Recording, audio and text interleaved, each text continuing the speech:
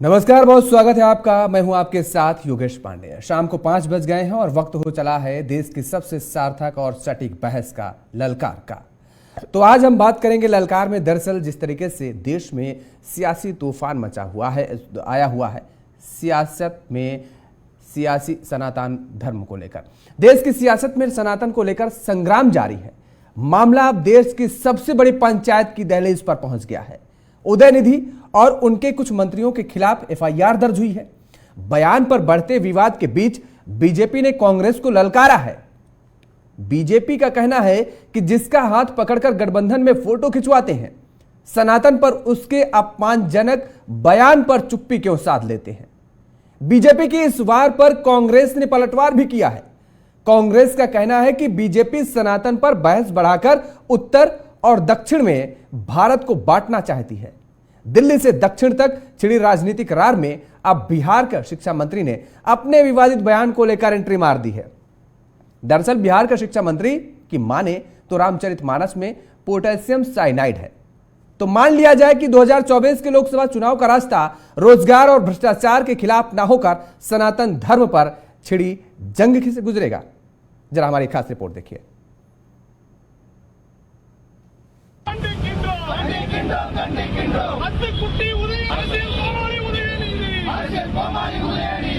सनातन धर्म को लेकर राजनीति के गलियारों में उछली सियासी गेंद गिरने का नाम नहीं ले रही है। दरअसल तमिलनाडु के सीएम के बेटे उदयनिधि के सनातन पर दिए बयान का विवाद अब सुप्रीम कोर्ट की दहलीज पर पहुंच गया है। याचिका में दयानिधि स्टालिन और सनातन पर बयान देने वाले डीएमके के अन्य नेताओं के खिलाफ एफआईआर दर्ज कर कड़ी कार्रवाई की मांग की गई है। हालांकि सुप्रीम कोर्ट ने इस पर तुरंत सुनवाई से इनकार किया है। सीजेआई डीवाई चंद्रचूड़ ने कहा है कि पहले जल्द सुनवाई के लिए ईमेल करें, तब इसे हम आगे देखेंगे। आइए एक बार फिर से सुनते हैं तमिलनाडु के मंत्री का बयान, जिस पर सियासी गलियारों से लेकर सुप्रीम कोर्ट तक हाय तौबा मचा हुआ है। சனாதன ஒழிப்பு மாநாடு என்றும் நீங்கள் இதை போட்டிருக்கிறீர்கள், இதை அழைத்திருக்கிறீர்கள், இந்த நிகழ்ச்சிக்கு பெயரிட்டீர்கள். அதற்கு என்னுடைய வாழ்த்துக்கள். சிலவற்றை நாம் ஒழிக்கத்தான் வேண்டும், எதிர்க்க முடியாது. கொசு, டெங்கு காய்ச்சல், மலேரியா, கொரோனா இதையெல்லாம் நம்ம எதிர்க்க கூடாது, ஒழித்து கட்ட வேண்டும்.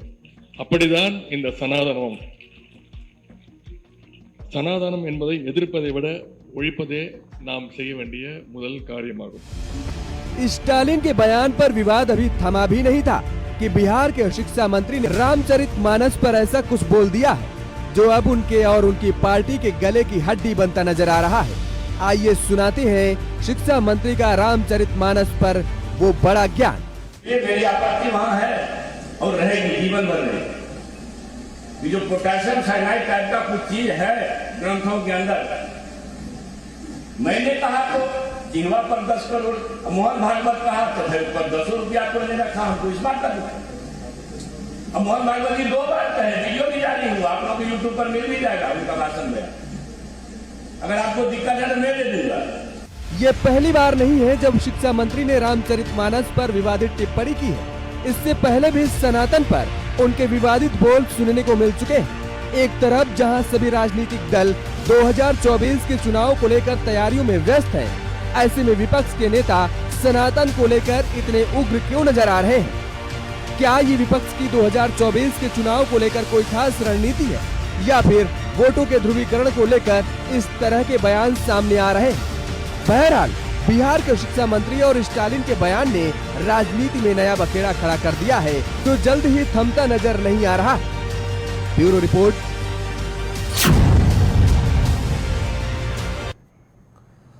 तो सनातन पर विवादित बयान जो सामने आया है, अब उसको लेकर हम जरा आपको ग्राफ्स के जरिए समझाने की कोशिश करते हैं कि किस तरीके से ये विवाद सामने आया, उसके बाद सियासी जंग छिड़ी हुई है। सनातन पर विवादित बयान चंद्रशेखर सिंह ने, जो कि बिहार के शिक्षा मंत्री, उन्होंने दिया कि 55 तरह के व्यंजन परोसकर उसमें पोटेशियम साइनाइड मिला दीजिए तो क्या होगा। हिंदू धर्म ग्रंथ का हाल भी ऐसा है। ये शिक्षा मंत्री का बयान सामने आया है। बिहार के शिक्षा मंत्री हैं और ये अपना ज्ञान किस तरह से परोस रहे हैं सनातन धर्म को लेकर, और इनके इस बयान से आप अंदाजा लगा सकते हैं। उदयनिधि स्टालिन, जो कि तमिलनाडु सरकार में मंत्री हैं, उन्होंने कहा कि सनातन धर्म सामाजिक न्याय और समानता के खिलाफ है। कुछ चीजों का विरोध नहीं किया जा सकता, बल्कि उन्हें खत्म करना होता है। जैसे डेंगू, मलेरिया या कोरोना का विरोध करना मुमकिन नहीं है, लेकिन इसे मिटाया जा सकता है और मिटाया जाता है। ठीक इसी तरह से हमें सनातन को भी मिटाने की जरूरत है। हाल ही में उन्होंने बीजेपी को जहरीला सांप तक बता दिया था। लगातार सनातन धर्म पर ये टिप्पणी किए जा रहे हैं ऐसे नेता। अब अगला बयान जो है ए राजा, जो कि डीएमके के सांसद हैं, उन्होंने कहा सनातन धर्म में सामाजिक कलंक वाली बीमारियां हैं। सनातन धर्म की तुलना HIV और कुष्ठ रोग जैसे सामाजिक कलंक वाली बीमारियों से होनी चाहिए।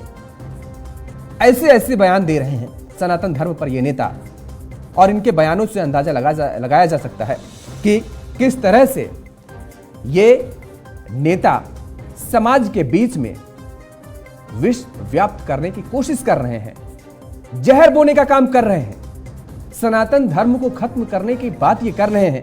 क्या ये सनातन धर्म को जानते हैं? ऐसे बयान आखिर क्यों दिए जा रहे हैं, ये अपने आप में एक बड़े सवाल है। और इसीलिए हमने शुरुआती दौर में कहा कि क्या अब 2024 का जो लोकसभा चुनाव होगा, वो चुनाव जनता के मुद्दों पर ना होकर, जनता के मुद्दों का मतलब कि शिक्षा, स्वास्थ्य, बेरोजगारी, ये सारे जो तमाम मुद्दे हैं जनता के, उन मुद्दों से अलग हटकर क्या अब सनातन धर्म पर यह जंग लड़ी जाएगी, 2024 का चुनाव लड़ा जाएगा? और अगर ऐसा होता है तो जाहिर तौर पर भारतीय जनता पार्टी की सजी सजाई पिच पर विपक्षी दल खेलने का जो काम कर रहा है, उसको यह कहा जा सकता है कि अपने पैर पर कुल्हाड़ी मारते नजर आ रहा है। और अब जो बयान सामने आ रहे हैं, उसको लेकर जगह जगह में आक्रोश भी व्याप्त है और FIR भी दर्ज कराई जा रही है। लगातार लोग पूछ रहे हैं सवाल कि आखिर ऐसे बयान क्यों आ रहे हैं, और विपक्षी दल के नेताओं के जो बयान सामने आ रहे हैं, उसको लेकर बीजेपी के नेता भी हमलावर नजर आ रहे हैं। और भारतीय जनता पार्टी के नेता ये सवाल पूछ रहे हैं कि आखिर कांग्रेस इस पर चुप्पी क्यों साथ बैठी हुई है, कांग्रेस के नेताओं की तरफ से बयान क्यों सामने नहीं आ रहे हैं। राहुल गांधी या सोनिया गांधी या फिर प्रियंका गांधी, जो कि हिंदू धर्म को लेकर समय समय पर सामने आते रहते हैं और अपने आप को यह साबित करने की कोशिश करते रहते हैं कि दरअसल जितना हिंदू धर्म को भारतीय जनता पार्टी मानती है, उतना ही हिंदू धर्म को कांग्रेस भी मानती है। लेकिन अगर ऐसा है तो फिर अब भारतीय जनता पार्टी वही सवाल पूछ रही है कि इन नेताओं के बयान पर कांग्रेस के नेताओं की चुप्पी क्यों, और आखिर ये चुप्पी दर्शाती क्या है? जाहिर तौर पर जब चुप्पी साधे हुए कांग्रेस के नेता हैं, तो ऐसे में कांग्रेस का यह कहना लाजमी है कि इस पर कांग्रेस के वरिष्ठ नेताओं की सहमति भी बनी हुई है।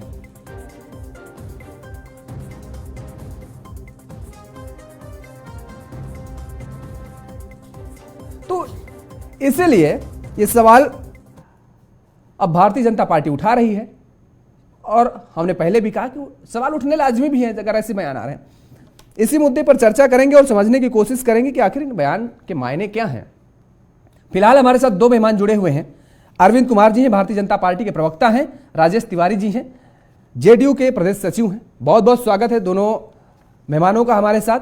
और कुछ ही देर में कांग्रेस के प्रवक्ता और राजनीतिक विश्लेषक भी हमारे साथ जुड़ेंगे, और उनसे भी हम जानने और समझने की कोशिश करेंगे कि आखिर ये जो बयान सामने आ रहे हैं, इन बयानों के सियासी मायने क्या हैं, और क्या ये बयान जो हैं अब दिए जा रहे हैं, इन्हीं बयानों के सहारे सत्ता पक्ष और विपक्ष, या हम ये कहें कि NDA और इंडिया नाम का जो गठबंधन बना हुआ, ये दोनों आमने सामने होंगे? अगर ऐसा होता नजर आ रहा है तो फिर जनता के मुद्दों का क्या? वही जनता जो इन लोगों को चुन करके देश की सबसे बड़ी पंचायत में भेजती है, उनका क्या होगा? तो राजेश तिवारी जी, सबसे पहला सवाल आपसे, ये जो बयान सामने आ रहे हैं, सबसे पहला तो आपसे हम ये समझने की कोशिश करेंगे कि सनातन धर्म है क्या, सनातन क्या है, आप जानते हैं? और आखिर ऐसा क्यों कि ये जो आपके नेता, यानी आपके नेता का मतलब आपके गठबंधन में जो सहयोगी दल हैं, उनके नेता ऐसे बयान क्यों दे रहे हैं? और अगर ऐसे बयान दे रहे हैं तो क्या इसमें आपकी और कांग्रेस की सबकी सहमति है?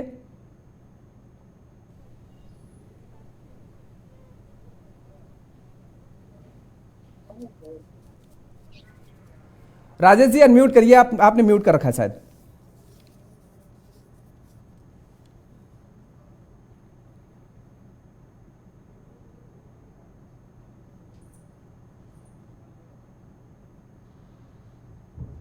राजेश जी आवाज नहीं आ रही, आपने म्यूट आ रही है आवाज? हाँ अब बोलिए, अब आ रही है। आ रही है। हाँ योगेश जी, सबसे बड़ी बात है कि जो शिक्षा मंत्री जी का जो बयान है, हम लोग उसका खंडन कर चुके हैं। जदयू या इंडिया गठबंधन का ये बयान नहीं है, ये उनका निजी बयान हो सकता है, लेकिन इससे जनता दल यू या इंडिया गठबंधन से कोई इससे मतलब नहीं है। हम लोग इसका जो जितना प्रार्थना करें, जितना हम लोग इसका निंदा करें वो कम है। किसी भी धर्म को, जनता दल यू का मानना है कि सभी धर्म, सभी जात का एक अलग भाव होता है और उस भाव को सबको सम्मान करना चाहिए। हर एक धर्म को सम्मान करना चाहिए, चाहे वो सनातन धर्म हो, चाहे वो आपका अलग कोई भी धर्म हो, ईसाई धर्म हो या मुस्लिम धर्म हो, सब धर्म का एक अपना अपना स्थान है और सबको हम लोग मानते हैं। क्योंकि हम लोग बाबा साहब भीमराव अम्बेडकर के संविधान में विश्वास करने वाले हैं, हम लोग गंगा जमुनी तहजीब में विश्वास करने वाले हैं। माननीय मुख्यमंत्री नीतीश कुमार जी कार्य करते हैं। व्यक्तिगत रूप से आप बयान दे सकते हैं, लेकिन राजेश जी ये उनका पहला बयान नहीं है, इसके पहले भी उन्होंने आपत्तिजनक बयान दिए हैं और इस तरीके के जो बयान दिए जा रहे हैं, आप कह रहे हैं कि ये उनका पर्सनल बयान है, ये जेडीयू इससे अपने आप को दरकिनार करती है, अलग करती है। अगर अलग करती है, वो सरकार में शिक्षा मंत्री हैं, किसी विशेष धर्म समुदाय को, एक बड़ी आबादी की बड़ी संख्या को, बहुतायत जो संख्या है उस धर्म के लोगों को ठेस पहुंचाने का काम किया जा रहा है, करोड़ों करोड़ों लोगों की आस्था पर चोट कुठाराघात किया जा रहा है, और आप ये कह रहे हैं कि ये पर्सनल उनका बयान वक्तव्य है। पर्सनल वक्तव्य होने के बाद आप ये कह सकते हैं क्या, किनारा काट सकते हैं क्या? आपने कार्रवाई क्या की? आपने उनसे क्या पूछा कि ऐसा बयान आपने क्यों दिया? वो केवल कोई आम पर्सन नहीं है, वो आपकी सरकार में शिक्षा मंत्री हैं। योगेश जी एक बात जान लीजिए, नहीं योगेश जी, ऐसा है कि उनका ये पर्सनल बयान हम इसलिए किए क्योंकि इस तरह का बयान का हम लोग कभी भी समर्थन करते ही नहीं है, खंडन करते हैं। हम लोग सबको, हम शुरू में ही बोले क्या सर्वधर्म सर्वभाव की हमारी नीति है, हम उसी पर चलते हैं।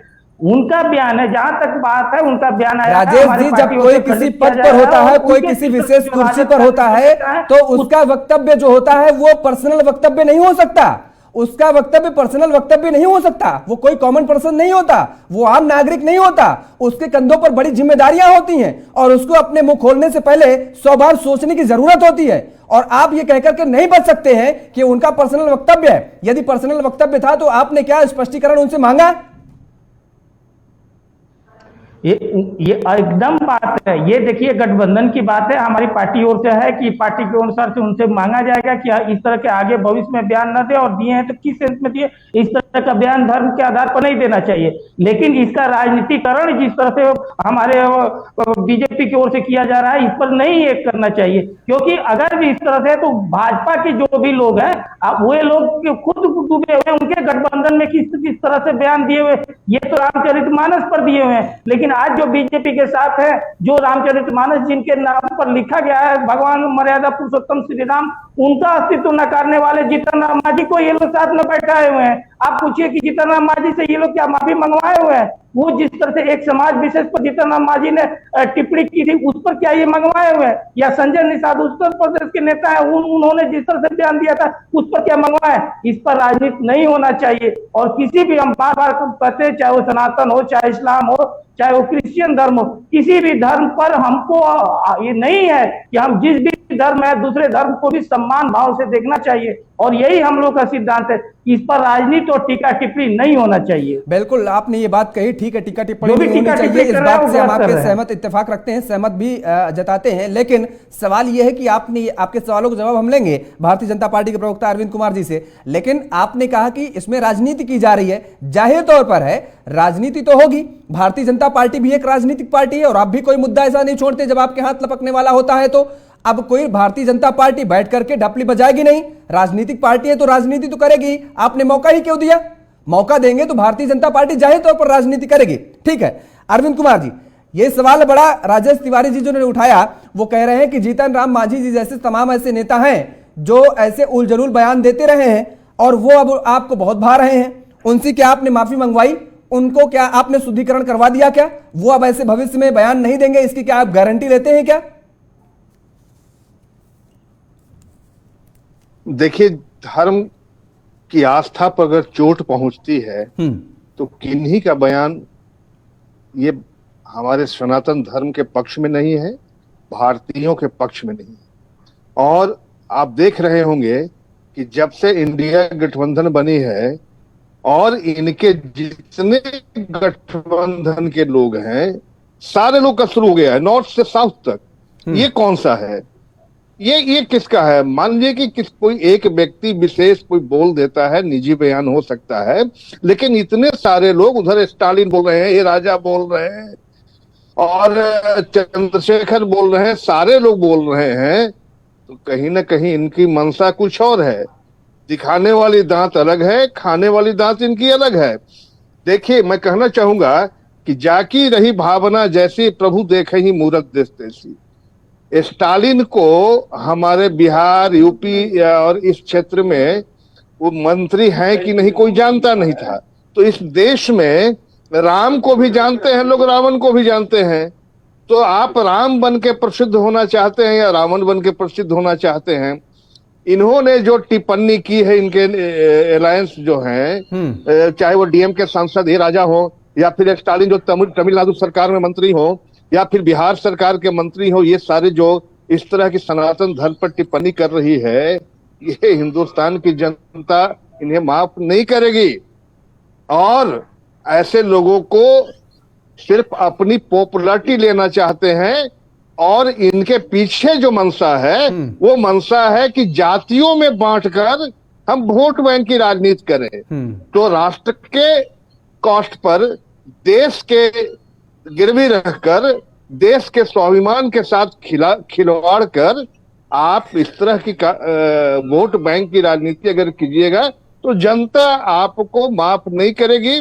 और जहां तक केस मुकदमों की बात है, स्वाभाविक है, आप बिल्कुल जिस संस्कृति में पढ़े हैं समझ में नहीं आता है। बचपन में कभी यूरोप में, अमेरिका में कहीं ईसाई इसके में पढ़ लेते हैं, हिंदू सनातन धर्म को जानते नहीं है और सनातन पे उंगली उठा देना, सनातन पर कुछ भी कह देना, साइनाइट है और जहर है।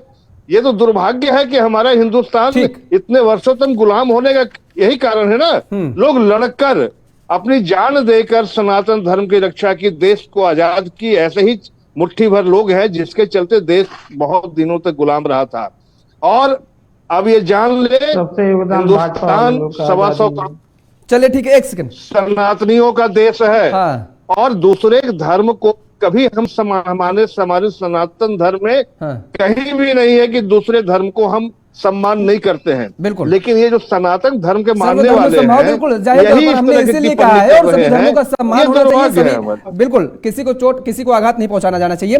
चंद्रेश सिंह जी भारतीय कांग्रेस के प्रवक्ता और आशुतोष शर्मा जी राजनीतिक विश्लेषक हमारे साथ दोनों लोग जुड़ गए हैं। आप दोनों लोगों का भी, दोनों मेहमानों का बहुत बहुत स्वागत है।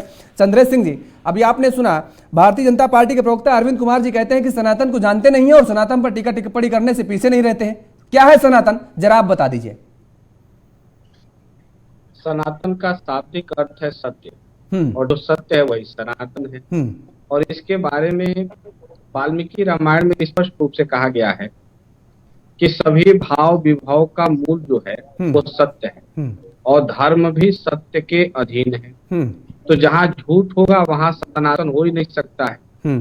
और जो भी इस ब्रह्मांड में सत्य है, सबका संबंध सनातन से है।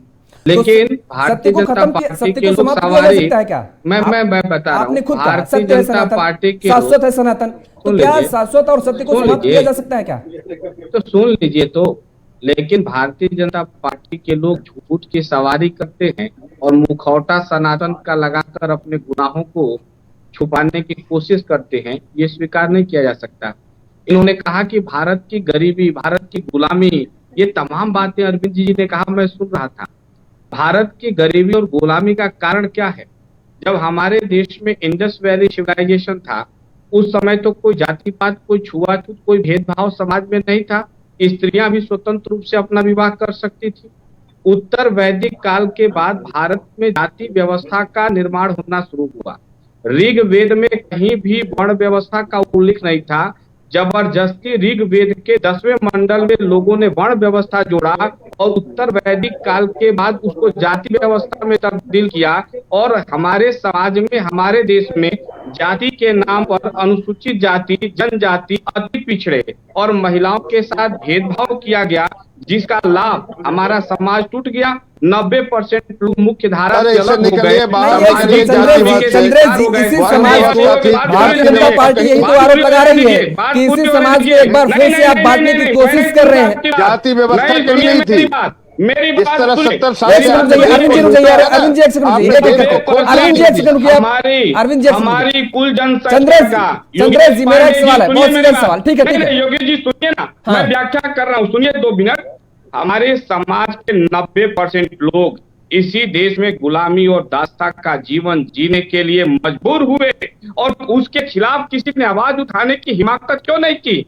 जब देश का संविधान बना, लोकतंत्र स्थापित हुआ, डॉक्टर साहब B.R. अम्बेडकर ने कहा कि राजनीतिक लोकतंत्र का मूल आधार आर्थिक और सामाजिक लोकतंत्र है, अंतर्राष्ट्रीय लोकतंत्र भी है, और बिना सामाजिक और आर्थिक लोकतंत्र के राजनीतिक बस लोकतंत्र ठीक। को लंबे आ गई समय आपकी तक बात, नहीं आ टिका गई सकते। चंद्रेश और जी, आ गई दूसरी आपकी बात। दूसरी बात, एक आपको बात और इतनी एक जानकारी मिनट है, का। सुन लीजिए, आप मेरी बात पहले सुन लीजिए, Only सवाल ले लीजिए, give सवाल ले me लीजिए। only one second, आपको sir। इतनी जानकारी है तो बात आप पूरी हो अपने जाने जो दीजिए। गठबंधन में जो नेता उलझुल बयान दे रहे हैं, उनको ये ज्ञान क्यों नहीं परोस पा रहे हैं? अरे लगाइए सुनिए फोन, जरा योगेश इनको जी, समझाइए कि क्या हमारे है संविधान सनातन, में- क्या है सत्य, और हमारे सत्य कभी समाप्त संविधान नहीं में, होता, अरे ये उनको योगेश समझाइए। जी, बात तो दीजिए। हमारे संविधान में सेक्युलरिज्म की बात की गई और सेक्युलरिज्म पंथ निरपेक्षता है। जो यूरोप का पंथ निरपेक्षता है उससे हमारा अलग है। हमारे यहाँ पंथ निरपेक्षता का नहीं मतलब तो है पंथ निरपेक्षता में ये लिखा है क्या? कहीं कहीं कहीं कहा गया है क्या कि सनातन को समाप्त कर देना चाहिए? सनातन को कहीं एक बताया गया है क्या? सनातन को कहीं कोरोना बताया गया है क्या?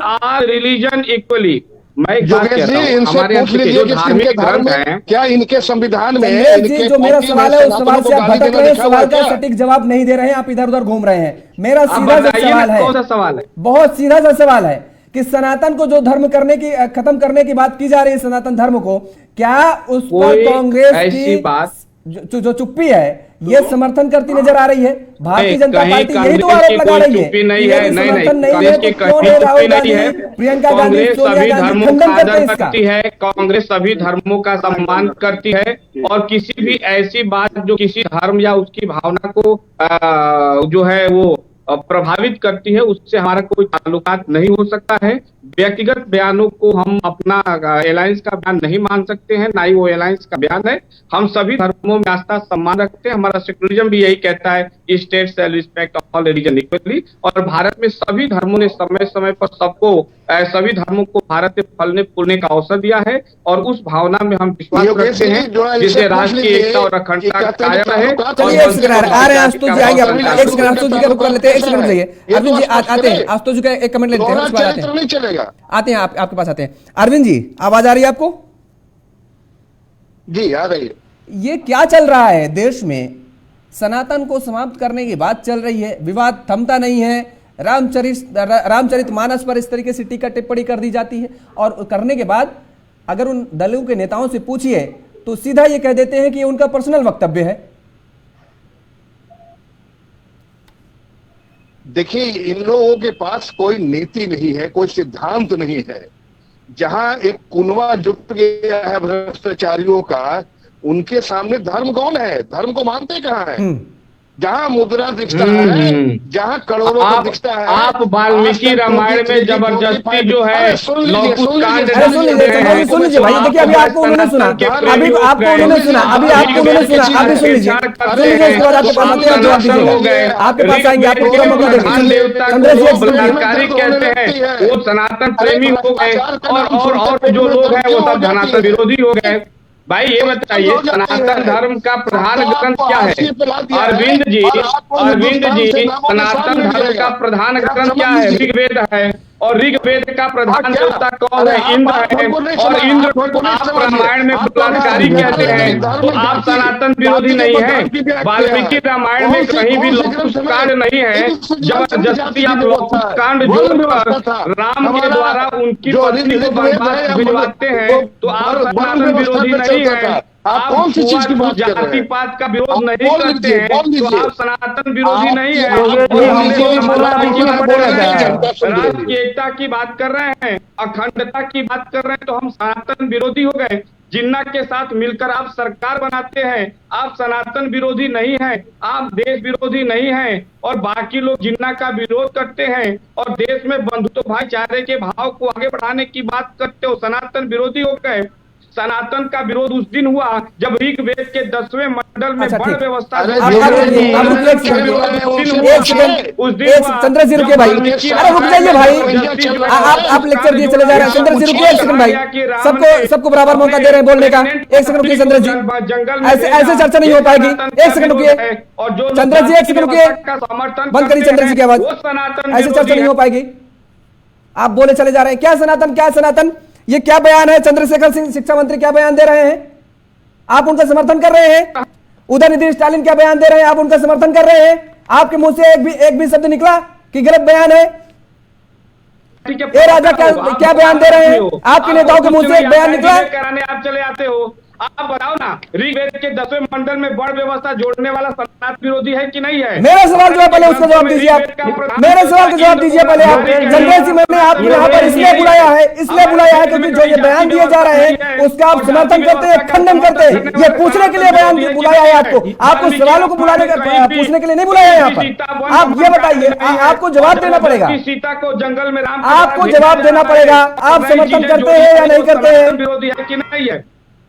या बैठ के फालतू आप समर्थन करते हैं या नहीं करते हैं स्टालिन के बयान को, शिक्षा मंत्री के बयान को समर्थन करते हैं या नहीं करते हैं? के बयान से कोई समर्थन नहीं करता हूं मैं, सत्य का योगेश जी, इस तरह से डिबेट थोड़े होता है। अब आप हमको बताएंगे डिबेट किस तरीके से होती है? अब आप हमको बताएंगे, हमको सिखाएंगे इस तरह डिबेट नहीं होती राजा जी। बोलने आप नहीं दे रहे, बोलने आप नहीं दे रहे, दादागिरी आप दिखा रहे हैं और आप मुझे समझा रहे हैं डिबेट, आप मुझे सिखाएंगे? बोलने आप नहीं दे रहे हैं। सीखना पड़ेगा, सत्य का समर्थन करना पड़ेगा। अरे इनका चरित्र यही दोनों है, लोगों को बंद कर दीजिए, इनका एक चरित्र सेकंड यही आवाज है। सबकी बंद कर दीजिए, केवल आशुतोष जी की आवाज खोलिए, सबकी आवाज बंद कर दीजिए, केवल आशुतोष जी की आवाज खोलिए। आशुतोष जी आप बोलिए। आप देखिए, मैं सभी को स्टेटमेंट सुन रहा हूँ बड़े ध्यान से। सनातन धर्म का या तो इनको ज्ञान नहीं है और या अपने मानसिक संतुलन को खो बैठे हैं। इनका मानसिक संतुलन ठीक काम नहीं कर रहा है जो इस तरह के बयान दे रहे हैं। टेलीविजन पे आए हैं, कितने बड़े चैनल के ऊपर इस तरह की बातें करना बहुत हल्कापन लगता है। स्टालिन और शिक्षा मंत्री का जो बयान है, सबसे पहले उसका हमें खंडन करना चाहिए कि उनको इस तरह का स्टेटमेंट कभी नहीं देना चाहिए। अगर उनको धर्म के बारे में ज्ञान नहीं है, कम से कम कुछ चुप हो सकते हैं, ज्ञान हासिल कर सकते हैं। हासिल कर सकते आप हमें बोलिए, ये भारतवर्ष है जहाँ पे आपको इतने देश में बोलने की आज़ादी है। अगर यही बात किसी अरब मुस्लिम देश में कह दी गई होती, इनका सर और धड़ के टुकड़े टुकड़े करके अलग फेंक दिया जाता है। वहाँ पे इनकी आज़ादी नहीं है। भारत इनको पूर्णतः आज़ादी देता है बोलने का और इसका ये दुरुपयोग कर रहे हैं। स्टालिन जैसे व्यक्ति और ये शिक्षा मंत्री मांझी जो बोल रहे हैं, इनको सोच समझ के बोलना चाहिए कि क्या बोल रहे हैं, किसके बारे में। अपने देश के बारे में ऐसा कहना, अपने धर्म के बारे में पहले इनसे पूछिए किस धर्म का पालन करते हैं। भारत एक विश्व की सबसे बड़ी लोकतांत्रिक प्रणाली है जिसमें सभी धर्मों को पूर्ण छूट दिया गया है। बोलने की आज़ादी, अपने धर्म को प्रैक्टिस करने की आज़ादी है। ऐसा दुनिया में किसी भी देश पर नहीं हो। इतनी बड़ी आबादी, 145 करोड़ के करीब की लगभग हमारी आबादी है और आबादी में हम चाइना को भी पार कर चुके हैं और निरंतर हमारी आबादी भी बढ़ती जा रही है। और हर तरह के भारत के प्रधानमंत्री ने देश का स्टेटस कितना बढ़ाया, G20 में भी हाल ही में संपन्न हुई और 20 देशों के राष्ट्राध्यक्ष ने इसमें पार्टिसिपेट करा। सभी ने इसकी बड़ी प्रशंसा की कि जिस हिसाब से भारत की प्रणाली चल रही, राजनीतिक प्रणाली चल रही, बहुत अच्छी। नहीं, लेकिन बड़ा सवाल यहाँ पर ये उठ रहा है शर्मा जी कि ये जो बयान दे रहे हैं, क्या इन्हें नहीं पता है, कांग्रेस को नहीं पता है, या जो अन्य इंडिया गठबंधन में शामिल हैं उनको ये नहीं पता कि जो बयानबाजी हो रही है वो आने वाले चुनाव प्रभावित कर सकती है और वो इन्हीं को खामियाजा भुगतना पड़ सकता है? क्योंकि भारतीय जनता पार्टी तो चाहती है कि ऐसे बयान आते रहे, यानी उसकी बनाई हुई पिच पर वो बैटिंग करती रहे। योगेश जी, मैंने कहा ये लोग अपना मानसिक संतुलन खो बैठे हैं। इनका मानसिक मेंटल इक्विलिब्रियम जो they lost their mental equilibrium, that's why they are making such irresponsible statement. इस तरह के बयानबाजी से पहले इनको 100 दफा सोचना चाहिए। अगर राष्ट्रवादी हैं ये, धर्म एक अलग चीज है, राष्ट्र सर्वोपरि। हमारा राष्ट्र जो है सबसे बड़ा है, धर्म और किसी भी चीज से बड़ा सबसे पहले प्रथम राष्ट्र है। तो पहले आप राष्ट्र के बारे में सोचिए और धर्म के बारे में जो आप कह रहे हैं सोच समझ के कहिए। अपना मानसिक संतुलन को बैठे, किसी अच्छी जगह जाकर के अपना इलाज कराइए, धर्म के बारे में कुछ ज्ञान हासिल कीजिए। हर व्यक्ति को हर चीज का ज्ञान हो, ये जरूरी नहीं है कि इनको अगर राजनीति में इतने मजे हैं तो इनको धर्म के बारे में जाहिर तौर पर है कि सर्वज्ञाता नहीं हो सकता व्यक्ति। और ये सब योगेश जी वोटों की राजनीति कर रहे हैं कि जिससे कुछ चंद वोट हासिल कर पाए। हासिल करेंगे नहीं करेंगे तो आने वाला समय बताएगा। एक 8-9 महीने का समय बाकी है जब चुनाव होने जा रहे हैं। कौन सी पार्टी उभर बिल्कुल खुद ही कहीं ना कहीं अपने लिए गड्ढा ना खोद रहे हो, ये भी आने वाला वक्त बता देगा। ठीक है, शर्मा जी आएंगे आपके पास। ठीक है, ये जो है चीप टाइप की राजनीति कर रहे हैं जो कि इससे इनको दूर रहना चाहिए। स्टालिन ने ऐसा बयान देना बहुत सरल शर्म की बात है। राजेश जी, राजेश जी, आप इस तरीके के बयान दे रहे हैं, सवाल वही आपसे, क्या आपको नहीं पता या आपके नेताओं को ये बात को नहीं पता है कि भारतीय जनता पार्टी तो चाहती है कि वो इसी पर राजनीति करती रहे और वैसे ही बयान सामने आ रहे हैं। एक मिनट, आप योगेश जी, आपका हम सवाल सुने आपने, योगेश जी अपनी कब्र खुद खोद रहे हैं। सबसे पहली बात की ये जो राजनीतिक समीक्षक हैं, पहले वो राजनीतिक समीक्षक हैं, वो सभी दलों को और सभी नेताओं को जिस तरह से मानसिक संतुलन और हॉस्पिटल की बात कर रहे हैं दिखाने की, संतुलन राजनीतिक समीक्षक उसके बारे में बात न करें तो उन पर ही डाउट होगा कि उनका मानसिक संतुलन है ठीक है कि नहीं है। दूसरी बात यह है, जहाँ तक योगेश जी, हम शुरुआत में ही इसका खंडन किए कि ये न जदयू का गठ बयान है न इंडिया गठबंधन की बयान है, ये सब कोई इसका विरोध करता है, क्योंकि इंडिया गठबंधन कभी भी सनातन धर्म या किसी भी धर्म का अच्छा, एक बहुत छोटा सा सवाल का जवाब दीजिए। आपने ये कहा कि ये बयान इंडिया गठबंधन का नहीं है। एक योगेश जी, एक मिनट, जो बीजेपी के आप बोल रहे हैं, बीजेपी का बात कर रहे हैं, बीजेपी का सनातनी और बीजेपी का इंडिया गठबंधन सनातन धर्म में विश्वास करता और उसके अनुरूप कार्य करता है, लेकिन ये जो दोहरा चरित्र हैं, जो अंग्रेजों के वादा खिलाफी तो ये इस तरह की बयान क्यों दे रहे हैं? में विश्वास ही नहीं करते हैं, सिर्फ मानते हैं। और मैं प्रूफ कर रहा हूँ, ये बताइए, ये जो अभी बोल रहे हैं भाजपा के प्रवक्ता जी, क्या सनातन धर्म में जब राजा दशरथ जी जो जिस रामचरितमानस की जो बात हो रही है, रामचरितमानस में जब राजा दशरथ जी के जब स्वर्गवास हो जाता है तो कितने महीने तक उनका शव रखा जाता है और बाद में जब भरत जी आते हैं तब उनका ये होता है? क्या ये बताइए, क्या ये उचित है कि इसी भाजपा के बहुत बड़े नेता जो आज मुख्यमंत्री हैं, उनके पिताजी का देहांत हो गया, क्या सनातन धर्म में अपने पिता से भी बड़ा होता है, जो जाकर के उनका अंतिम समय तक अगर दर्शन न करे उससे भी बड़ा होता है? क्या सनातन धर्म में राम जी जब पिंडदान नहीं किए थे, गंगा जी में अर्पण नहीं किए थे त्रिकूट में जाकर के, क्या उससे भी बड़ा होता है कि दाढ़ी और मूछ तक अपने माता को अग्नि देने के बाद भी नहीं बनाया जाता? ये लोग सनातन सिखाएंगे हम लोग को, जो खुद राजेश जी, ये वक्तव्य देखिए, ये वक्तव्य आपने दिया, इसके पहले भी बयान आ चुके हैं, इस पर सफाई भी दी जा चुकी है। सफाई का मतलब ये है कि ये कहा गया है कि वो अपने घर को त्याग चुके हैं, उनका घर से कोई संबंध नहीं है, वो उनका घर से कोई संबंध नहीं है, ऐसा नहीं है। वो अगर आपने जिस मुख्यमंत्री का जिक्र किया, उस मुख्यमंत्री के लिए सबसे पहला धर्म है वो प्रदेश की रक्षा करना, प्रदेश की, क्योंकि प्रदेश को उन्होंने अपना घर माना है, उनका अब कोई घर नहीं है, उन्होंने अपना घर त्याग दिया है, घर बार त्याग दिया है। आपको इस बात की जानकारी नहीं, और उन्होंने, उनके नेताओं ने भी इस बात को कहा है। ठीक है, वहां नहीं जाएंगे, लेकिन हमारा सवाल इतना सा है, सुनिए इंडिया गठबंधन का कोई इसमें कोई सहमति नहीं। सवाल इतना सा सुन लीजिए, दिल्ली में जो बैठक अभी हुई, दिल्ली में जो अभी बैठक हुई, सुनिए राजेश जी, सुन लीजिए, योगी को राजसत्ता नहीं मिलता है। इंडिया गठबंधन की जो दिल्ली में बैठक हुई, क्या उसमें इस बात को पूछा गया कि आखिर स्टालिन साहब ऐसा बयान क्यों दे रहे हैं, करुणानिधि जी ऐसा बयान क्यों दे रहे हैं? इस पर क्या चर्चा हुई? सिंपल एक छोटा सा सवाल है आपका कि आप इस बयान का खंडन करते हैं या इससे सहमत हैं? मोदी जी कुछ आप टू द पॉइंट बात कीजिए। अरे जो शीर्षस्थ नेता है, चाहे वो राहुल गांधी जी हो, चाहे सोनिया गांधी हो, चाहे लालू यादव जो है, नीतीश कुमार जी, ये लोग शीर्षस्थ नेता है। ये लोग आप नेता बाहर जाके विदेशों में जाके क्या भाषण देते हैं? इस तरह का बयान क्या मोदी जी को समझ लिए कि जहाँ जहाँ रहे वहाँ बयान दे? हम लोग जो गंभीरता से मामला है, जो बात उठा है, वो उस पर हम लोग खंडन कर रहे हैं। जो भी उसके प्रवक्ता हैं, जो भी उसके मेन है, उसका खंडन कर रहे हैं कि हम लोग इस बयान के साथ नहीं है। लेकिन आप इस पर अगर शीर्षस्थ नेता को ला रहे हैं तो ये बताइए कितने में अमित शाह जी बयान दिए हैं? आप बताइए, क्या मोदी जी कभी अस्तित्व को नकार दिए, जो रामचरितमानस को अस्तित्व को नकार दिए, वो कभी पूछे गए कि क्यों ऐसा हुआ? इस तरह का दो अर्थी जो, चलिए ठीक है, इसका उत्तर शर्मा जी दीजिए, बोलिए उसके बाद। ये लोग सनातनी हो ही अच्छा, रुक जाइए, नहीं रुक जाइए, अरविंद कुमार जी जवाब दीजिए, जिसको सनातनी मानती है। अरविंद जी जवाब दीजिए। देखिए योगेश जी, मैं राजेश जी को सुन रहा था, ये कह रहे थे कि सनातन हमें सिखाने की जरूरत नहीं। मैं सिखा नहीं रहा हूँ, आप बुद्धिमान हैं, मैं नहीं कहता हूँ कि मैं बुद्धिमान हूँ, मैं आपको भी सनातनी मान रहा हूँ। लेकिन जब इस तरह के बयान सनातन धर्म पर और हमारे ग्रंथ पर उठेगा तो सवाल तो उठेंगे। अगर चैनल वाले, कोई भी चैनल वाले हो, अगर सवाल उठा रहे हैं तो वही नहीं उठा रहे हैं, देश की जनता भी उठा रही है। देश की जनता भी जानना चाहती है कि आपका असली चेहरा क्या है। आप पार्टियों में उलझा कर मत रखिए, पार्टियां आएंगी जाएंगी, और देश परमानेंट है। और जो धर्म के मानने वाले हैं, अभी हमारे एक उन्होंने कहा कि ये तो स्वतंत्रता है हम लोगों की, अपने के धर्म को भी गाली देते हैं और उसको जस्टिफाई भी करते हैं।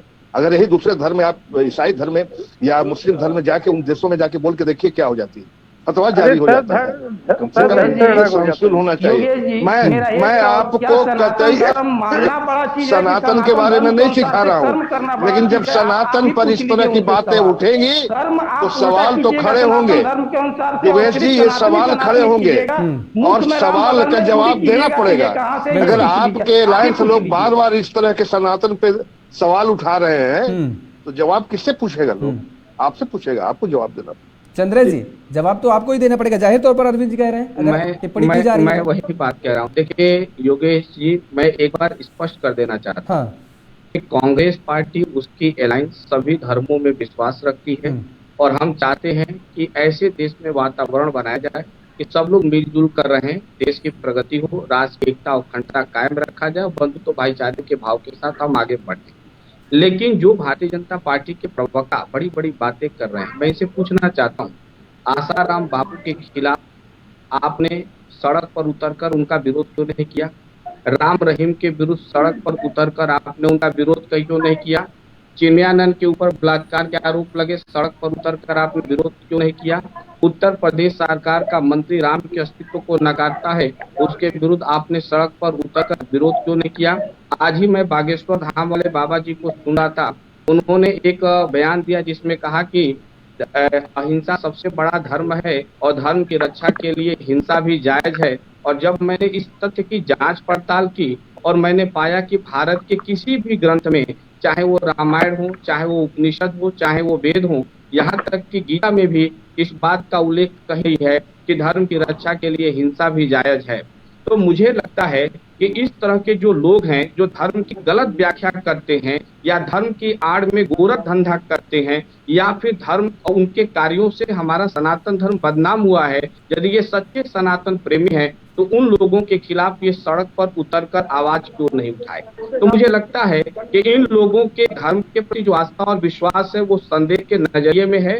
इनके लिए सनातन सिर्फ वोट एक इकट्ठा करने का एक मुखौटा है, इनका धर्म से कोई लेना देना नहीं है। श्री कृष्ण गीता में कहते हैं, यदा हि धर्मस्य ग्लानिर्भवति भारत अभ्युत्थान अधर्मस्य तदात्मानं सृजाम्यहम्। जब जब धर्म की क्षति होती है तब ईश्वर प्रकट होते हैं, विधर्मियों का नाश करते हैं, धर्म की पुनः स्थापना करते हैं। तो धर्म क्या है? तो मनुस्मृति ने कहा इति धारणे धर्म, जो धारण किया जा सके वही धर्म है। तो क्या धारण करना चाहिए? तो हर जीवों के लिए अलग अलग धारण बताई गई है। जैसे मनुष्य के लिए धर्म के 14 लक्षण बताए गए हैं, दया, प्रेम, करुणा, सहिष्णुता। इतनी अच्छी बात कर रहे हैं आप चंद्रेश जी, धर्म के लक्षण हमने है। पहले भी ये बात कही, आप इतनी अच्छी बात कर रहे हैं, नो डाउट। सुन लीजिए, आप इतनी अच्छी बात कर रहे हैं, इतनी ज्यादा अच्छी जानकारी आप परोस रहे हैं, यही जानकारी मैं सवाल आपसे पूछ रहा हूँ कि ये जानकारी आप उन नेताओं को क्यों नहीं दे रहे हैं जो आपके साथ गठबंधन में बैठे हुए? एक नेता नहीं,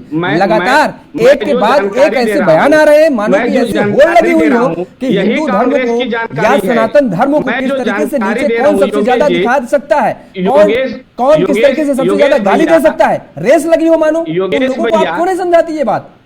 पार्टी ने अभी तक खंडन नहीं किया। जो जानकारी मैं दे रहा हूँ यही कांग्रेस की जानकारी है, यही कांग्रेस की संस्कृति है, यही कांग्रेस की अगर यही संस्कृति है, अगर यही संस्कृति है, वही तो मैं पूछ रहा हूँ ना कि गठबंधन में आपके साथ है वो, अगर वो आपके नेता बयान देंगे तो सवाल तो आपसे भी जायज होगा, और अगर नहीं है तो आपका कोई सीनियर लीडर उस पर खंडन करे, प्रेस कॉन्फ्रेंस करे, प्रेस रिलीज जारी करे, कुछ तो करे।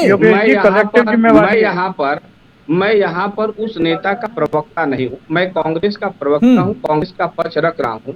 यदि उन्होंने कोई भी ऐसा बयान या किसी ने दिया है जिससे लोगों की भावनाएं आहत हुई हैं, तो उनको क्षमा मांगना चाहिए, उस बयान की निंदा होनी चाहिए।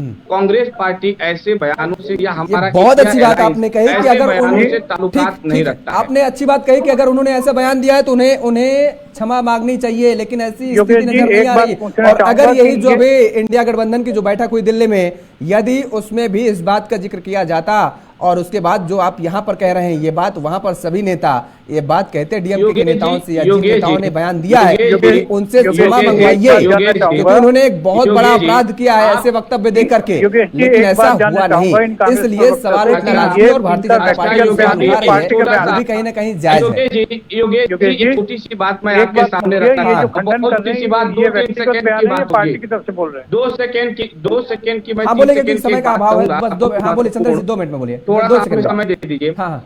उत्तर वैदिक काल के बाद इस देश में जाति व्यवस्था तेजी से फला फूला बढ़ा और जाति व्यवस्था के नाम पर हजारों करोड़ों वही लोगों जाति से इस देश के व्यवस्था, तो यही तो 80% भारतीय जनता पार्टी आबादियों का का आरोप शोषण है हुआ कि वही जाति व्यवस्था ये फिर शोषण हुआ। आप उसको और तो बढ़ावा उन दे रहे लोगों ने हैं। क्यों नहीं आप जो विरोध किया? सनातन धर्म यदि है वो उसको बांटने का सनातन काम प्रेमी कर रहे हैं थे, ताकि वोट बैंक की तो उन लोगों राजनीति ने कैसे क्यों की नहीं जाए, विरोध किया? यही तो भारतीय जनता उनको पार्टी आरोप विरोध लगा करना रही चाहिए था है। ना। आप उसको डिवाइड करने की ये कोशिश लोग क्यों कर रहे नहीं हैं, विरोध किए?